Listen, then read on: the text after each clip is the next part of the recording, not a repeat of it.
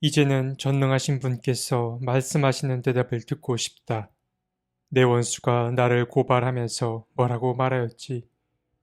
내가 저지른 죄가를 기록한 소송장이라도 있어서 내가 읽어볼 수만 있다면 나는 그것을 자랑스럽게 어깨에 메고 다니고 그것을 왕관처럼 머리에 얹고 다니겠다. 나는 내가 한 모든 일을 그분께 낱낱이 말씀드리고 나서 그분 앞에 떳떳이 서겠다.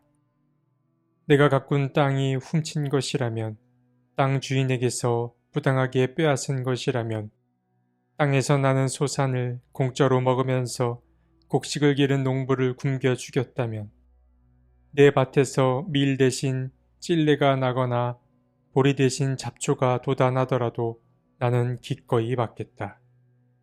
욥기 31장 35절에서 40절 말씀.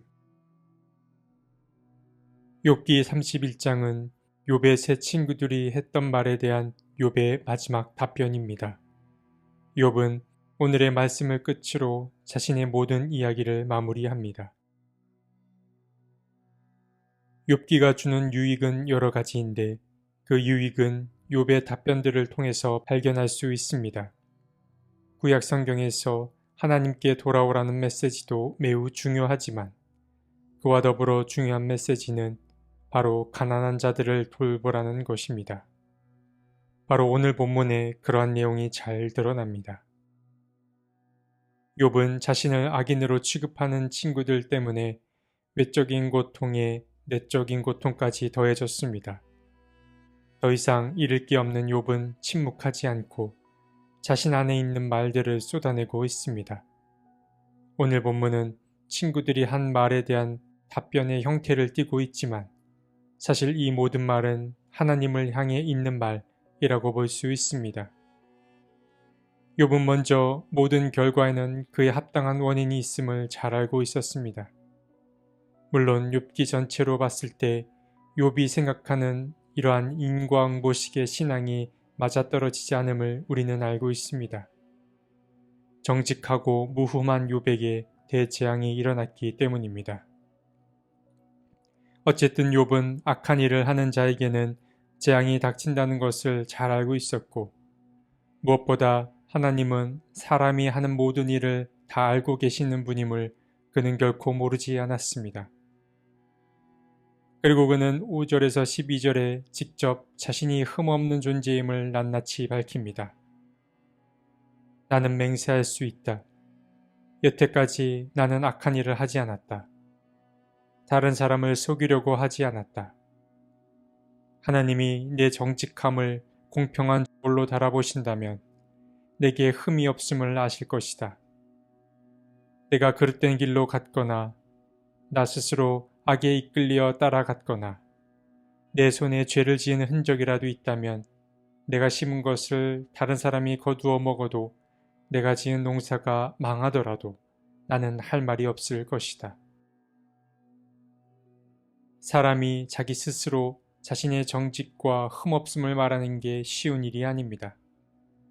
그러나 욥은 불합리해도 너무나 불합리하게 느껴지는 자신의 처지를 더 이상 참을 수 없었고 무엇보다 침묵하시는 하나님의 어떠한 응답이라도 듣고 싶었던 것입니다.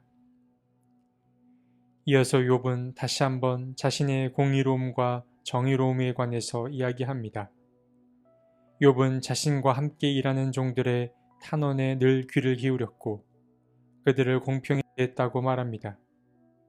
그런데 재미있는 사실은 종에 대한 사회적 책임이 있어야 한다는 이 욥의 발언은 이스라엘뿐만 아니라 주변국에서도 발견하기 어려운 사상이라는 사실입니다. 욥이 이렇게 말할 수 있는 근거는 15절에 등장하는데 그는 자신을 창조한 주님께서 종들 또한 창조했다는 사실을 중요하게 여겼기 때문입니다. 우리가 내가 만나는 모든 사람이 하나님이 창조하신 존재라는 사실을 기억할 필요가 있는데 아마 욥은 일찍부터 그러한 사실을 내면화하며 살았던 것 같습니다. 욥은 특히 구약 성경이 관심 갖는 대상을 잘 돌보았다고 말합니다. 그들은 바로 고아와 과부, 나그네입니다.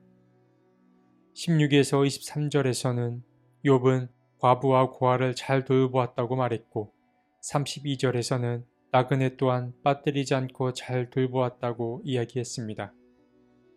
그러니까 욥은 가난하고 소외된 이들의 일을 마치 자기 일처럼 여기며 살았던 것입니다. 그리고 욥은 부정의하게 행동하지도 않았는데 그는 약한 사람들이라고 하여 함부로 대하지 않았습니다. 또한 원수들에 대해서도 마찬가지였습니다. 그는 자신의 원수가 고통받는 것을 보고 기뻐한 적도 없으며 원수들이 죽기를 바라는 기도 또한 드린 적이 없다고 말했습니다. 욥이 이처럼 행동한 이유는 하나님의 시선을 늘 의식하며 살았기 때문입니다. 그는 또한 우상들을 곁눈질하지도 않았습니다. 오늘 본문에 등장한 우상은 흥미롭게도 해와 달이었습니다. 해의 찬란함과 달의 아름다움에 홀려 주님보다 그들을 더 아끼고 사랑하지 않았다고 욥은 고백했습니다. 욥은 이처럼 하나님의 편에 서서 하나님이 싫어하는 것은 하지 않는 그런 정직하고 올곧은 사람이었던 것입니다. 욥은 오늘 본문 마지막에 이르러 진짜 하고 싶은 말을 꺼냅니다. 그 말은 바로 하나님을 향한 말이었습니다. 이제는 전능하신 분께서 말씀하시는 대답을 듣고 싶다. 나는 내가 한 모든 일을 그분께 낱낱이 말씀드리고 나서 그분 앞에 떳떳이 서겠다.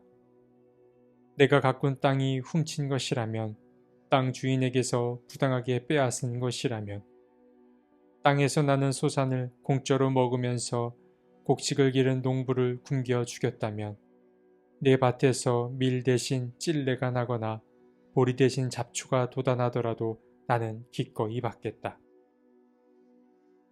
욥은 너무 답답했습니다. 친구들의 말은 이미 그의 귀에 들리지 않았습니다. 아무리 생각해도 그들의 말은 납득이 가질 않았기 때문입니다. 친구들은 하나님의 대리자도 대변인도 아니었습니다. 그래서 그는 직접 듣고 싶었습니다. 하나님이 지금이라도 침묵을 깨고 자신이 이러한 일을 당한 이유에 관해 듣고 싶었습니다. 욥은 여전히 고통 가운데 처해 있습니다. 그의 외로움은 이중적 외로움이었는데 하나는 사람들로부터 오는 외로움이었고 다른 하나는 하나님으로부터 오는 외로움이었습니다. 정직하게 살아온 욥을 사람들은 정죄하기 바빴고 하나님은 그의 일에 관심이 없어 보였기 때문입니다. 이야기를 계속 따라가다 보니 과연 그의 외로움과 궁금증이 해소가 될까라는 의심마저 드는 게 사실입니다. 욥의 고통은 여전했지만 그래도 우리는 그가 하는 이야기를 따라가면서 얻게 되는 몇 가지 유익이 있습니다. 그의 말을 따라가다 보면 하나님의 뜻이 어디에 있는지, 하나님은 우리에게 무엇을 바라시는지 그 부분의 뜻을 알게 하는 힌트가 등장하기 때문입니다.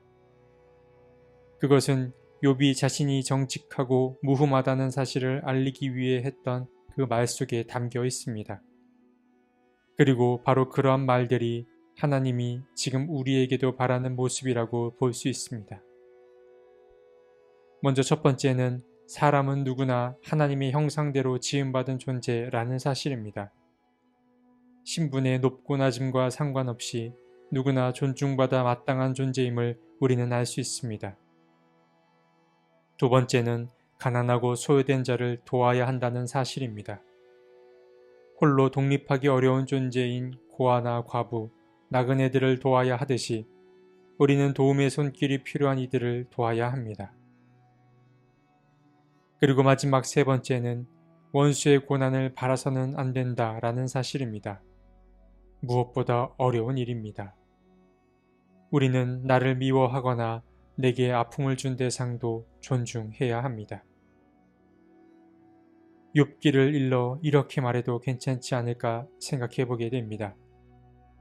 내가 바라는 결과가 주어지지 않더라도 주님의 뜻을 지켜나갈 수 있느냐를 묻는 책이라고 말입니다. 어려운 일이겠지만 주님의 뜻이 그곳에 있다면 그 길을 걸어야 하지 않나 생각하게 됩니다. 주님께서 우리의 앞길을 인도해 주시기를 간절히 소원해 봅니다. 하나님, 오늘 욥의 이야기를 통해 하나님의 뜻이 어디에 있는지를 배웠습니다. 아는 것들이지만 잊고 살았던 것도 있었습니다.